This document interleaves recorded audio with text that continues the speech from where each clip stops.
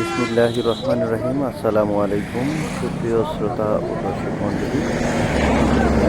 এই ট্রাকটি দেবীগঞ্জ হাইওয়ে সড়কের পাশেই উল্টে গেছে রাত 2টার সময়, যার কারণে আমাদের উত্তরবঙ্গের অর্থাৎ দেবীগঞ্জ থেকে যতগুলো বিদ্যুৎ কেন্দ্রে সবগুলোরই বিদ্যুৎ বন্ধ হয়ে আছে।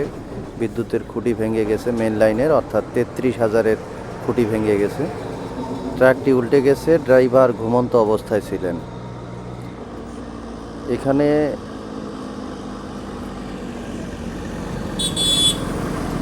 অর্থাৎ দেবীগঞ্জ সীমানার পাশেই এটির অবস্থান। দেবীগঞ্জ কৃষি ফার্ম অর্থাৎ ফার্মের কাছে সীমানার পাশাপাশি এই ট্রাকটি রাত 2টার সময় উল্টে গেছে। ড্রাইভার এবং হেল্পার নিরাপদে বের হয়ে যেতে পেরেছে। বিষয়টি শেয়ার করার জন্য অনুরোধ জানাচ্ছি সবাইকে।